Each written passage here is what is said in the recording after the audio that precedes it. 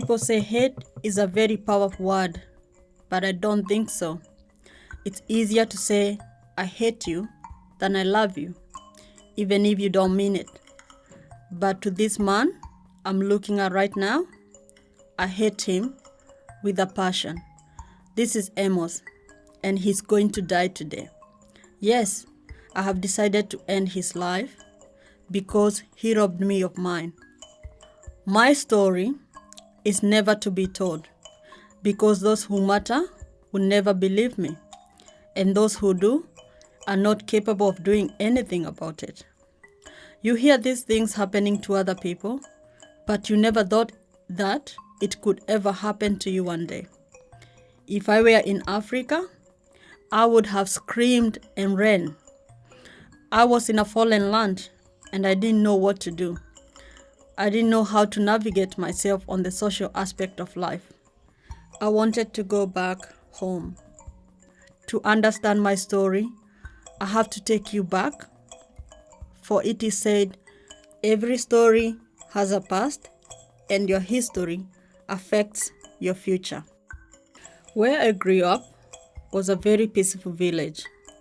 Everybody helped everybody. Even though life was hard, we had enough for ourselves. Everybody kept a smiling face. We only heard by rumors that there was conflict up north. The government was fighting some rebels. They were stories that adults whispered. My mother guaranteed me that war would never come to our village. I think it was just a human assurance where mother believed the worst would never happen to us. I was never worried, but seeing the dead soldier, I knew right away that everything would change. War had finally arrived in our village. Self-preservation kicked into my mother, and we had to leave the village the very same night with gunshot being heard from the distance. We knew it was a matter of time before it came to our village. I was scared. My mother forced me to pack the little belongings we had, and we were on our way the very same night, destined for nowhere. My father decided to stay back to defend the village, protecting the only home he knew.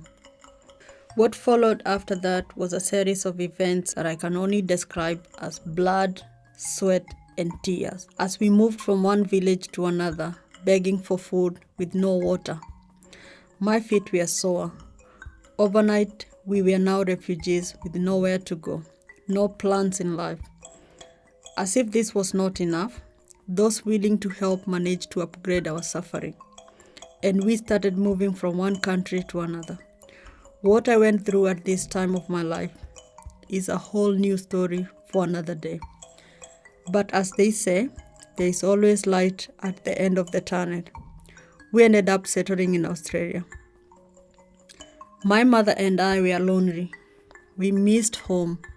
I wanted my friends and my old life back. All we had was each other, but through a series of events that were out of my control, we ended up moving in with Amos. Amos was not a very good man. Amos was a drunk. I don't know what my mother saw in him, but when I asked mother, she said Amos was a good man.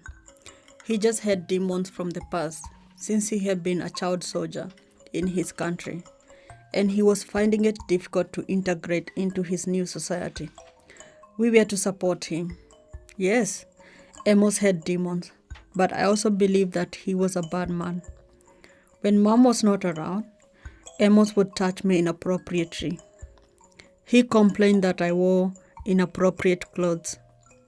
Men are complicated. Whichever way I dressed was not good enough for him. If the dress was short, he complained that it was too short. If I wore a long dress, he complained that it was too tight. If I wore any pants or short, he said I was trying to be a man. Stick to skirts. There was no winning with him. Besides, I wore what every other teenager out there was wearing.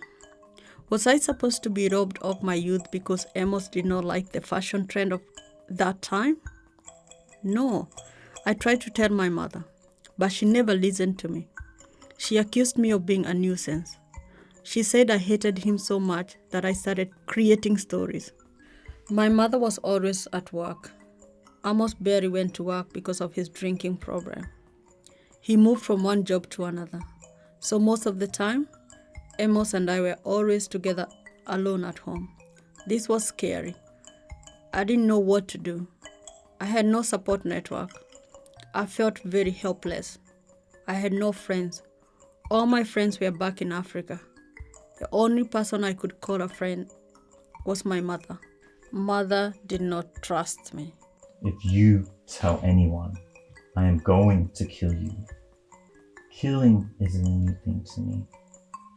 I will cut your head and I'll put it in the bin. Feed it to the dogs. Shh. No one will believe you anyway.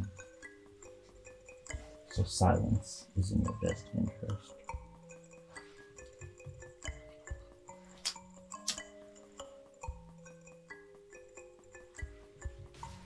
Why me, God?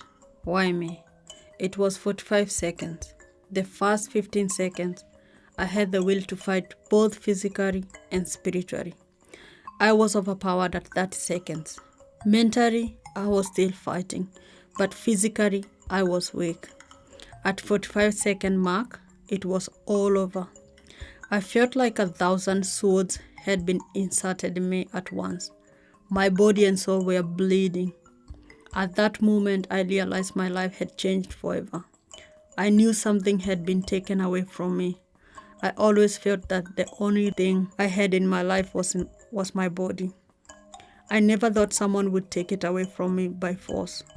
I wanted to go back home to Africa, but there was no more home to go back to.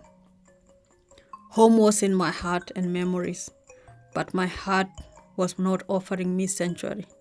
Staying alive was no longer an option. I wanted to die. Stay away from me, I'm sorry, mother. Theresa. Stay away. I'm sorry. You should have listened to me. I know.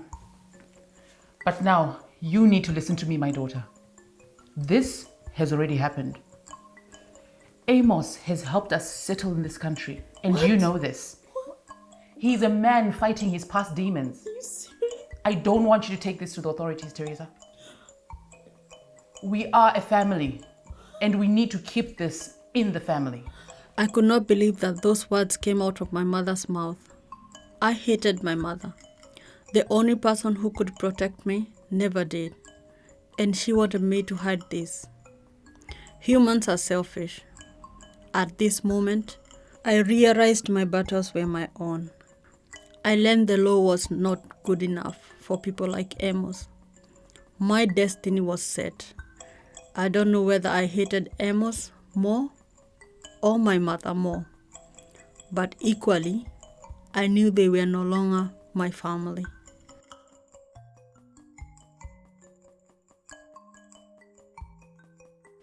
As I said, Amos is going to die today. Don't fuck with the person who cooks your food.